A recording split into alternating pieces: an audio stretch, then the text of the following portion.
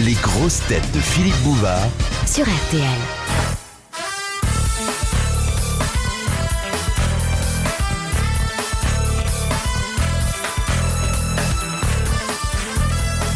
Question de Madame Marie. Avec quelle arme Trotsky fut-il assassiné? Pic à glace. Un pic à glace. Bonne réponse de Roger Pierre. Et c'est Alain Delon qui l'a tué. Et comment s'appelait son assassin réellement? Ah, il avait un nom belge. Non, c'était Si. un Mexicain. Non, non, Oui. non. Oui. Il avait 3 nationalités. S'appelait Ramon Mercader. Mercader. De Madame Biglézer de Paris. Quel est le seul endroit où une femme mariée n'a pas le droit de suivre son mari? C'est pas à la Mecque, dans la Kaaba. Non, c'est valable en France pour une chrétienne et pour toutes les femmes françaises. Ailleurs... Dans le bureau de vote. Oui. Dans l'isoloir. Dans l'isoloir. Bonne réponse de Jean-Pierre Coff. Merci à Roger Pierre. Ceci dit, pour reprendre l'argument de Jean-Pierre Coff tout à l'heure, ça concerne de moins en moins de gens. Oui, ça... Ce qui serait formidable, c'est qu'un jour, plus personne n'y aille du tout. Vous imaginez Oui, ça va le venir, nombre de ça va chômeurs que ça ferait en plus? Plus personne ne va voter. Ils n'y vont pas. Bah, il Qu'est-ce suffit qu'on qu'il y en ait ferait, moins de imaginez 25% qui n'y aillent pas, puisque Oui. ça, c'est... Et qu'est-ce qui se passerait? Moins de 25% de votants. on renouvellerait les scrutins jusqu'à temps qu'il y ait assez de gens. Oui, mais quand on sait ce que coûte l'organisation d'un scrutin, on arrêterait au bout d'un moment quand même, parce que c'est très coûteux, ça. On laisserait les anciens en place, peut-être. Je savais que vous étiez pessimiste, Philippe, mais à ce point-là, quand même.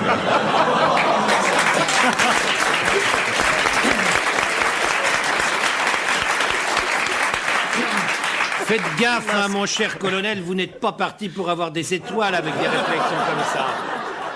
Mais je vous ai dit que je les avais eus. Ils vont vous mettre des Toujours boutons de des guêtre, étoiles. oui. Tout à l'heure, j'étais caporal, maintenant, je suis 2e classe. De Mademoiselle Chamouillet. Qu'est-ce que la France a abandonné le 1er janvier 1957? Une colonie? Les colonies. C'est pas une colonie. L'Afrique. Non. Un protectorat. Non, c'était pas le statut du protectorat. Enfin, c'est un territoire. Un territoire sur lequel la France a exercé son contrôle Monaco? Non. Jusqu'au 1er janvier 1957. C'est Aoust, c'est pas ça? Et un territoire qui était convoité parce que riche, très industrialisé. La Sarre. frontière allemande de la Sarre. La Sarre. Bonne réponse de Roger Pierre. La Sarre.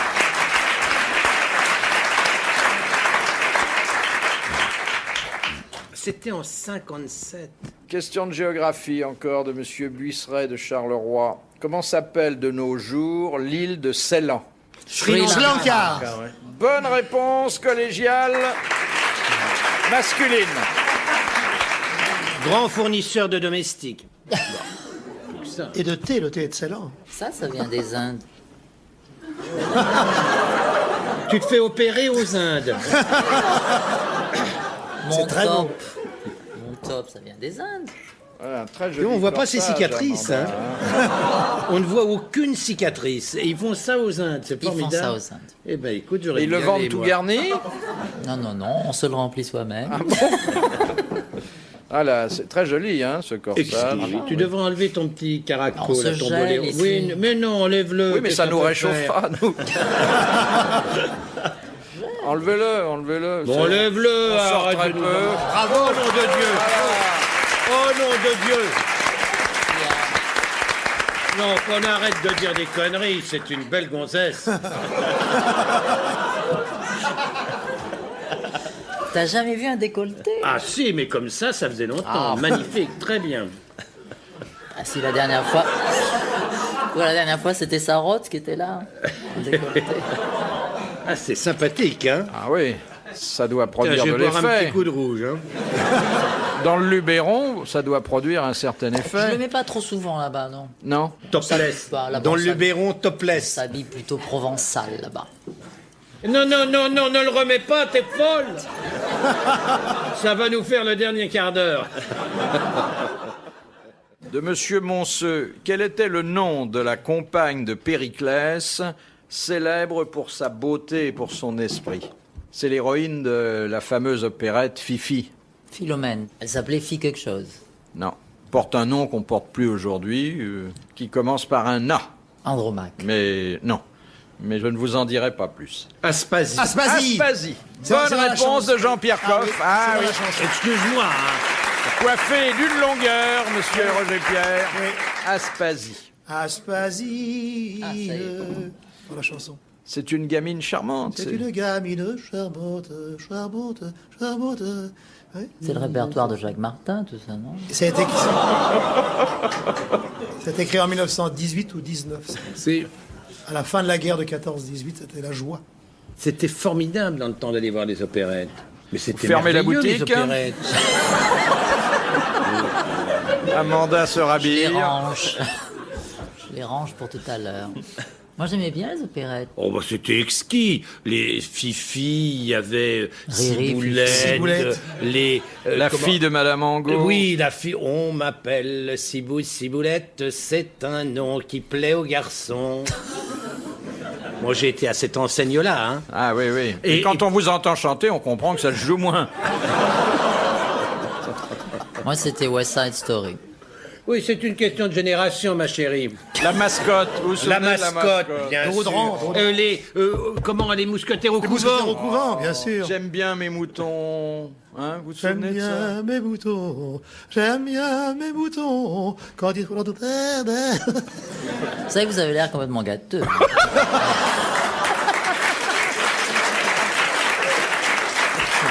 Ah, la seule différence, c'est que les conneries que tu as enregistrées dans 30 ans, on les chantera plus jamais, alors On les que chante ces déjà chansons-là, plus. on les chante encore. Moins, hein, moins. Oh, comment? Poussez, Poussez les scarpolettes, poussez, poussez. Ça, c'est dans Véronique, ça. Véronique. Véronique, oui. Il le faisait au branquignol, ça. Et la balançoire ne s'arrêtait plus. Et puis comment c'était cette chanson? Tidadatatam, padadam, pam pam pam. Le boucher, non, bon, ça fait. Ah, le boucher. Ah, le boucher. J'en ai un petit bout qui fera sûrement votre affaire. Je n'en ai pas beaucoup, mais il y a de quoi vous satisfaire. Je voulais de la bavette dans les 3 francs 50. Il m'a répondu. J'en ai un petit bout. C'est quand même très laid. C'est Et charmant. le petit bout, dans quoi le voulez-vous? Dans la culotte. C'était fin, c'était charmant. Mais Roger Pierre connaît par cœur toutes les chansons de cette époque-là, et surtout les grivoises. Hein. Ma mère était couturière, ma mère chez Patou, chez Paquin. Paquin, elle était Oui. biaiseuse. Je suis biaiseuse chez Ah, ben ça, Paquin, oui. je biaise du soir au matin. Charmant. Ça. Ah oui, elle chantait. Et le pique-pique à la mécanique. J'avais changé de logement, mais j'en étais pas content. J'étais réveillé par des petits bruits singuliers. Madame la concierge, mais qu'est-ce que c'est donc qui fait ce tic-tac au-dessus de mon plafond? Elle me répondit, c'est tout simplement une petite ouvrière en appartement. Pour une gamine de son âge, elle a du cœur à l'ouvrage. Il n'y avait pas à dire, elle travaillait bien, car toutes ces du soir au matin, elle pique à la mécanique, et sa petite elle va et vient. Je me dis nom d'un chien, pour faire tant de potins, faut que sa petite machine soit détériorée. Je vais la lui réparer.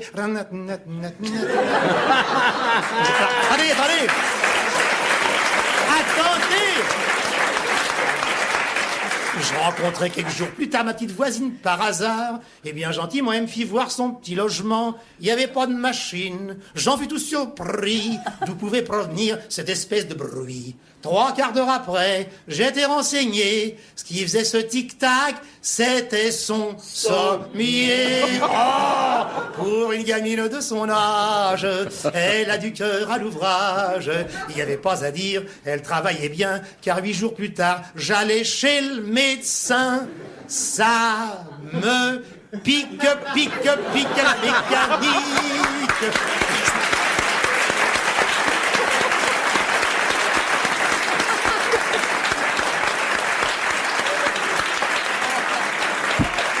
C'est fabuleux!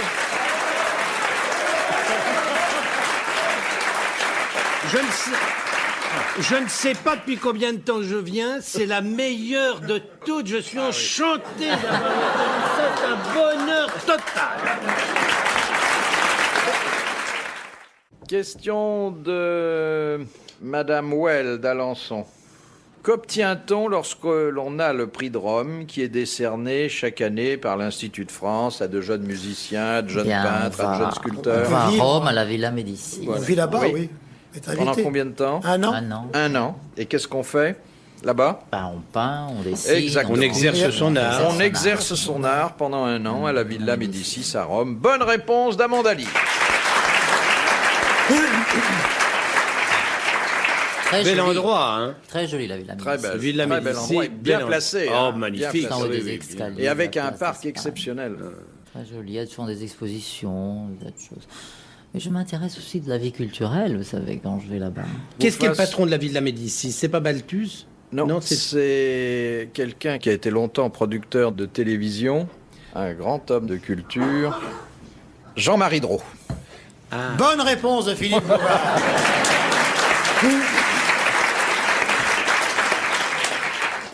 De Monsieur Lotte. Où peut-on trouver de l'hydrogène phosphoré à l'état naturel? Dans la nature. Oui, mais enfin, dans certains endroits, et d'ailleurs ça peut faire peur à certaines personnes non prévenues, Ah, les Gaz- feux gaz follets. des marais, les feux follets. Les feux follets. Les gaz des Dans les marais. cimetières. dans les cimetières, les feux follets qu'on trouve dans les cimetières. Bonne réponse d'Amandali.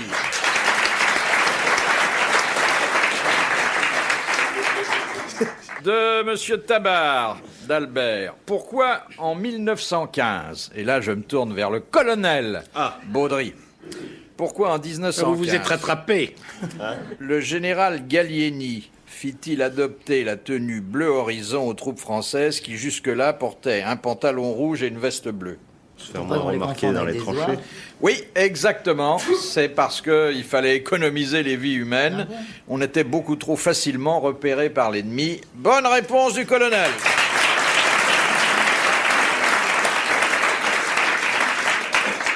Moi, je trouve que vous devriez l'appeler général maintenant, après l'avoir appelé lieutenant-colonel pendant toute l'émission. Ah, il a bien appelé Olivier amiral, moi je suis. Et les Parce soldats que ça portaient- serait bien, ça leur donnerait des idées. Et les soldats portaient des pantalons rouges parce qu'il ne fallait pas déplaire aux députés du Vaucluse. Ah bon? Parce qu'on cultivait la garance qui teignait les pantalons. Et pour qu'il n'y ait pas de chômage chez les gens qui cultivaient la garance, nos soldats sont allés au front en 1914 avec des pantalons rouges. Alors qu'on savait très bien que c'était très dangereux de les faire repérer comme des petits canards, comme ça. Ça a même été le nom d'une héroïne de cinéma, Garance. Oui, Oui. Arletty. À cause de 3-4 députés. Ça a coûté beaucoup Ça de coûtait vies très humaines. cher. hein. Aujourd'hui, on se fond dans le paysage plutôt. Hein. Oui, puis en plus. Et ils ont fait une deuxième erreur, ils ont habillé les soldats en bleu horizon. Parce qu'ils se sont dit, quand ils vont charger, on les confondrait avec le ciel. Et a commencé une guerre de tranchées. Et on a inventé le kaki à la fin de la guerre. Il dit, il peut pas, bleu ciel. Pourquoi? Ils sont enterrés, couleur terre. Kaki, trop tard. Question de Monsieur Dessin de la Houssoie. Qu'obtient-on, après plusieurs opérations, à partir de l'ergot de seigle? Du LSD. Le whisky, Le LSD. Bonne Le LSD, réponse c'est d'Amanda Lear. Une spécialiste. Question de Madame Chevalet de Ramonchamp. Où une empreinte de pas peut-elle subsister 1 million d'années? la lune. Et ailleurs aussi, mais effectivement, sur la Lune. C'était sur la Lune. Bonne réponse. Quel est votre grade, mon cher Roger? Ah oui. J'étais chef de secteur. Non, là, je vous Service demande pas de votre l'armée. métier, je vous demande votre grade, là. Sergent. Sergent. Bonne réponse du sergent Pierre et du colonel Baudry. Et pourquoi ça peut subsister 1 million d'années sur la Parce Lune? qu'il n'y a pas d'atmosphère, il n'y a pas d'érosion, mais par contre, il y a des météorites qui vont quand même dégrader Ah oui. l'empreinte. ouais. Enfin, il n'y a pas de vent, il n'y a Il n'y rien. a pas de vent, pas On balaye d'érosion, jamais. pas d'atmosphère. donc. Question de monsieur Desfossés. Quel criminel, sollicitant une faveur du président de la République, lui écrivait « Vous me devez bien quelques secours, puisque c'est grâce à moi que vous êtes à l'Élysée. Petiot. Landru. » Non, C'est pas Petiot? non. Il lui disait « C'est grâce à moi que vous êtes à l'Élysée. Et c'était vrai » Oui, Il avait assassiné le président de la République précédent? Oui, exactement. C'était Caserio qui avait assassiné le président Carnot et qui écrivait à son successeur, Casimir Perrier. Bonne réponse de Roger Pix.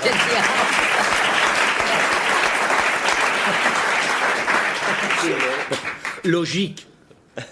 Dans un tribunal, on a dit un jour, mon client derrière moi, bon, c'est un monstre. Il a tué sa mère à coups de hache, peut-être. Bon, un geste d'énervement, peut-être. Il a scié son père en morceaux. Bon, c'est pas ce qu'il lui a pris. Il lui est sauté dessus après. Il a scié son père. Bon, fond, il a tué son père. Il a tué sa mère. On va pas en faire une histoire. Messieurs les jurés, vous n'allez pas condamner un orphelin. De Monsieur l'abbé Pierrelot de Méhault. De quel preux chevalier la belle Aude était-elle la fiancée? Lancelot? Non. La belle ode au bras blanc. La belle Aude au bras blanc. C'était Roland. C'était Roland. Bonne réponse d'Armandie. Bravo. On ne touche pas. On regarde, on ne touche pas. Question facile pour Monsieur Coff. Ah bah écoute, c'est formidable. Il a pratiquement pas de culotte, il a une jupe qui lui tient lieu de culotte, la poitrine est à l'air, c'est quand même très excitant. Non? C'est difficile de dire oui ou non en Vous public. avez là. beau être astronaute, vous êtes quand même un homme. Donc, même son goût pervers, vous pouvez apprécier. Mais ce soir, c'est exceptionnel que je sois comme ça. Oui. C'est quand vous savez que vous allez retrouver des amis très chers comme nous. Voilà. Vous avez peut-être une sauterie ce soir? Pas au départ, mais enfin. Principe, à l'arrivée, vous ne devriez pas être seul. Au départ, ce sera un dîner, tout simplement. Ah, c'est pour dîner? Alors vous Il y avez aura peur un de vous dessert. tâcher. Hein? C'est T'as vrai, pris de parce- l'avance, t'as enlevé le plus gros. Non, mais quand on voit comment vous vous habillez, on comprend qu'il y a un malaise du textile en France. Hein. C'est vrai qu'il n'y en a pas beaucoup. Mais non, mais quand on l'a, faut le montrer. Oui, oui, mais t'as raison. Oui, mais alors pourquoi une jupe? Pourquoi? Bah, parce que ce soir, c'est un peu habillé. Là où je vais. Un peu, elle dit.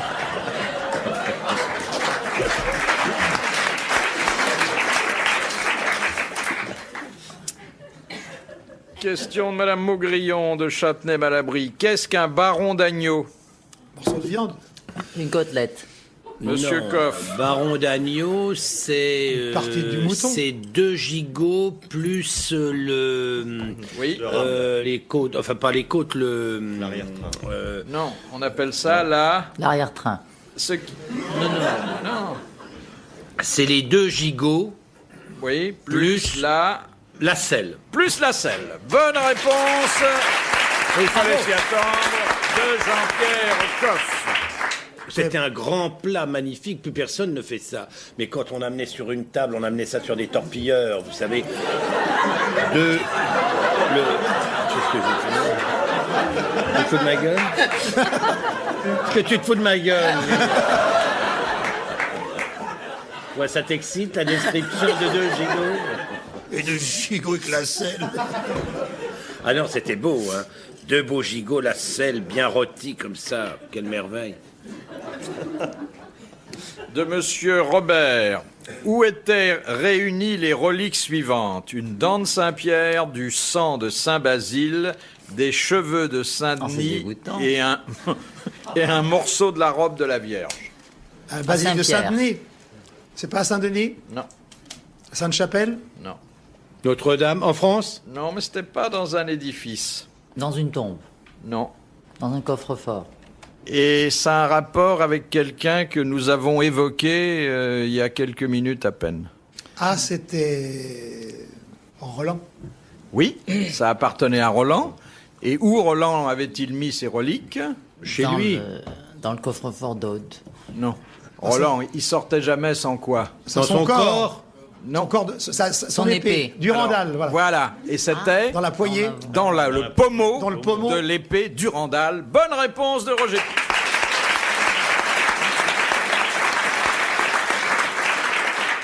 Où ça va pas se nicher, hein, tout ça. Cela dit, ce sont des reliques fabuleuses. Vous vous rendez compte? Un morceau de la robe de la Vierge Marie. Ça prenait pas beaucoup de place quand même. Ça me Non, rappelle une non, blague que m'a non, raconté un autre Polonais qui lui aussi a été dans l'espace. Une blague très technologique. Hein. C'est toujours deux Russes qui se rencontrent sur la place rouge, deux copains, et puis il y en a un qui porte deux valises, mais alors très lourdes. Il marche comme ça avec les deux valises très très lourdes. Et l'autre s'approche, il dit « Tiens, tu as l'air fatigué ?» Il dit « Oui, mais enfin ça va, par ça. » Il dit « Bon, ben, ça va, ça va. » Et il lui demande l'heure. Et il dit « Mais quelle heure est-il ?» Parce que ma montre, une fois de plus, tombée en panne. Et l'autre, celui qui avait deux valises lourdes comme ça, il pose les valises, il regarde sa montre, il dit 14h15. Et l'autre, voyant la montre, il dit, mais elle est très très belle ta montre. Et en plus, très précise, c'est fantastique. Et l'autre lui dit, oui, mais c'est les batteries qui sont lourdes.